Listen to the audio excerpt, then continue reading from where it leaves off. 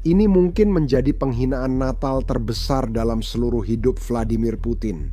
Selama berminggu-minggu, dia secara pribadi mengklaim bahwa kota Kupiansk sepenuhnya berada di bawah kendali Rusia. Dia bahkan mengejek Presiden Zelensky di televisi nasional, menyebutnya sebagai aktor karena mengunjungi garis depan. Nah, ulasannya sudah masuk dan ternyata satu-satunya yang berakting adalah Putin. Pasukan Rusia kini mengonfirmasi sepenuhnya kehilangan kota itu. Mereka tidak hanya mundur, tapi juga didorong keluar. Namun, alasan kekalahan mereka yang paling mengejutkan. Ternyata, para tentara Rusia di lapangan benar-benar mempercayai kebohongan Putin. Mereka masuk zona maut Ukraina, mengira kota itu sudah milik mereka. Lalu mereka dimusnahkan, karena panglima tertinggi mereka menolak mengakui kebenaran. Ini adalah kasus di mana propaganda mereka secara harfiah membunuh pasukan yang seharusnya mereka beri semangat. Mari kita lihat awal mula semua ini saat Putin berbohong di hadapan dunia. Berikut cuplikannya. Chatting Saber tanya kepada Anda. Hanya seminggu yang lalu Zelensky diduga membuat video di samping Tugu. Itu adalah tiang di sebelah Kupiansk. Banyak yang mengira itu adalah video palsu. Apakah itu palsu? Bagaimana Zelensky memutuskan untuk mempublikasikan itu pada momen yang begitu penting dan krusial? Saya tidak mengikuti itu, tapi tetap memantau apa yang dia lakukan. Tapi dia seorang seniman dan juga berbakat, jadi tidak ada yang mengejutkan tentang itu. Anda tahu, mereka bilang bahwa obelisk ini terlihat sangat berbeda dari sebelumnya. Tapi bagaimanapun juga, obelisk ini berjarak sekitar 1 kilometer dari kota. Ya, kenapa tetap di ambang pintu? Silakan masuk. Jika Kupiansk berada di bawah kendali mereka, kenapa tidak masuk ke sana? Ini terjadi 2 minggu lalu dan kemarin saat Natal. Ada tentara Rusia yang pernah ke Kupiansk, kini secara terbuka menyalahkan pimpinan dan militer Rusia karena berbohong kepada Putin. Mereka bilang, bukan Putin yang membohongi rakyat Rusia, tapi kepemimpinan militer yang membohongi Putin. Silakan dengarkan. Saya tidak tahu soal Kuzovlev dan Kupiansk sekarang. Ya, Anda melapor ke Panglima tertinggi bahwa kota itu telah direbut. Ternyata 100 pemuda layak harus mati. Kursi Anda panas dan jaket hampir robek penuh bintang pahlawan. Saya lebih sering ke pemakaman daripada untuk bantuan kemanusiaan. Entah kenapa saya yakin Tuan Putin bahkan tidak sadar sepenuhnya tentang situasi yang terjadi sekarang. Tapi Gerasimov harus bertanggung jawab dan punya keberanian untuk melaporkan hal ini daripada menutup-nutupinya dan diam saja. Dan bukan menghalangi serta diam saja. Sekarang, banyak analis Rusia yang mencoba mencari tahu apa sebenarnya yang salah. Mengapa Rusia bisa didorong mundur dengan begitu mudah? Dan beberapa dari mereka telah menerbitkan laporan. Berikut salah satunya. Laporan ini berjudul Masalah di dekat Kupiansk.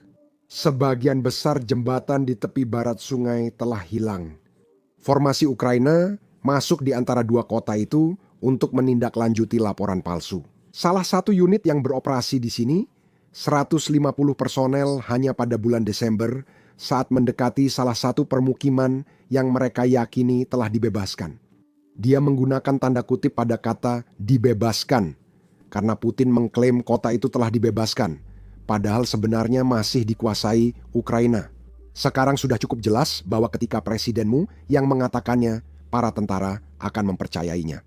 Mengapa tentara Rusia tidak percaya pada Putin? Namun laporan ini menyebut klaim bahwa Kupiansk dan sekitarnya sepenuhnya dikuasai Rusia pertama kali dibuat. Saat itu belum ada konsolidasi, hanya ada kelompok-kelompok kecil yang beroperasi di wilayah itu. Faktanya, tidak ada konsolidasi yang benar di kota itu, baik sebelum maupun setelah deklarasi pembebasan. Pembesaran keberhasilan secara sistematis dan penyampaian informasi yang tidak akurat ke atas rantai komando telah menyebabkan pernyataan palsu dibuat di tingkat tertinggi, karena laporan situasi yang salah dikirim ke atas, cadangan yang dianggap tidak diperlukan untuk merebut dan membersihkan Kupiansk dialihkan ke sektor lain. Secara sederhana, karena Putin membuat begitu banyak pernyataan palsu. Tidak ada bala bantuan untuk orang-orang yang maju ke dalam kota, tidak ada bala bantuan untuk tentara Rusia.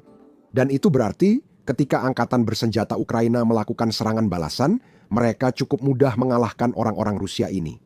Laporan ini menyebutkan saat unit khusus angkatan bersenjata Ukraina menyerang wilayah kosong, kelompok infiltrasi tidak bisa menghentikan kemajuan karena kalah kuat. Untuk alasan yang jelas, tidak ada kerugian besar karena memang hampir tidak ada siapa-siapa yang bisa hilang. Tapi laporan itu menanyakan pertanyaan utama. Siapa yang berbohong dan untuk tujuan apa? Kebohongan ini menguntungkan angkatan bersenjata Ukraina di Kupiansky. Sekarang mari kita jujur, laporan ini sangat akademis. Tahu? Dia tidak menggunakan kata-kata yang seharusnya dia gunakan karena Rusia memang kehilangan banyak moral dan banyak tentara. Namun, analis lain tidak seberhati-hati dalam berkata, menurut saya, lihat saja laporan ini. Kupiansk kacau dan ada banyak kata-kata kasar dalam laporan ini yang saya sendiri tidak tahu apakah saya boleh mengatakannya. Itu terlalu banyak untuk video YouTube, tapi kalian bisa lihat di videonya. Analis lain mengatakan bahwa ini karena operasi psikologi informasi tentang Kupiansk, alias Putin berbohong, Rusia justru mengalahkan dirinya sendiri, bukan musuh. Menurut saya, ini cukup menggambarkan semua yang terjadi. Sekarang untuk Ukraina, ada jauh lebih banyak kabar baik daripada sekadar merebut sebuah kota yang dianggap sangat penting oleh Putin. Anda mungkin bertanya, apa manfaatnya? Mari kita lihat. Ketika kelelahan perang semakin memengaruhi Rusia, kemungkinan memaksakan penyerahan cepat dan tidak menguntungkan Ukraina melalui Washington kini tampak semakin jauh. Namun, tidak sepenuhnya dikesampingkan. Sementara Rusia telah menggunakan proses negosiasi terutama untuk menunda sanksi baru dan memperlambat dukungan untuk Kiev, situasi ekonominya terus memburuk. Dan keuntungan taktis gagal berubah menjadi terobosan strategis.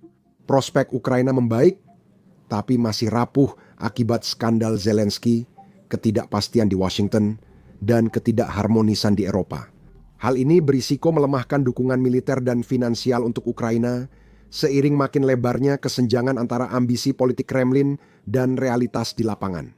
Kesenjangan ini sudah sangat besar hingga menimbulkan kegagalan informasi serius seperti kekacauan di Kupiansk. Situasi ekonomi yang semakin sulit ditambah dengan kurangnya kemajuan di garis depan tetap menjadi cara paling realistis bagi Barat untuk menekan Kremlin agar mengakhiri perang. Menjelang durasi ini, muncul perbandingan dengan Perang Patriotik besar 1941 sampai 1945.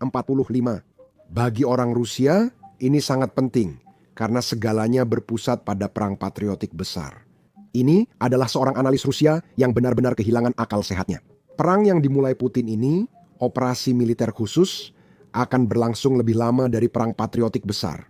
Dia mengatakan, dalam 2 minggu, perang penuh dengan Ukraina akan sepanjang Perang Soviet-Jerman. Perang Dunia, 2 Perang Patriotik besar berlangsung, 1418 hari. SVO, operasi militer khusus, sudah berjalan, 1400 hari. Dan pada hari ke-1400 Perang Patriotik besar, tentara Soviet mendekati Berlin dan memulai serangan pada hari ke-1400 operasi militer khusus. Putin baru menghancurkan Kupiansk, padahal pasukan Rusia justru didorong mundur, bukan hanya dihancurkan di sana. Kemarin hari Natal, saya ingin membagikan beberapa kabar baik yang terjadi saat itu. Howard Buffett, putra Warren Buffett, berkunjung ke garis depan Kupiansk. Howard Buffett telah menyumbangkan 15 miliar dari uang pribadinya untuk Ukraina, dan jumlahnya terus bertambah setiap hari. Faktanya, dia adalah donatur individu terbesar pertahanan Ukraina di dunia. Saya sudah mencari tahu, tidak bermaksud menyoroti, tapi dia sama sekali tak punya pelanggan. Di sisi lain, kita memiliki 2 juta pelanggan. Itu berarti, jika kita semua menyumbang, satu saja kita bisa mengumpulkan 2 miliar untuk Ukraina. Itu melebihi sumbangan Howard Buffett saat ini, demi tujuan baik. Ini bukan sekadar mengalahkan Howard Buffett, tapi untuk anak-anak Ukraina masa depan dan pendidikan mereka. Kami bermitra dengan United 24 untuk menggalang dana demi melindungi lingkungan belajar anak-anak Ukraina. Rusia masih membombardir sekolah dan taman kanak-kanak di Ukraina. Karena itu, dana dari kampanye ini akan digunakan untuk membangun tempat perlindungan bom modern, generator listrik, dan kebutuhan lain agar pendidikan tetap berjalan lancar. Jika Anda ingin mendukung kampanye ini, donasi bisa dilakukan lewat tautan di deskripsi atau scan kode QR di layar. Sekian dari saya Sam. Sampai jumpa di video berikutnya.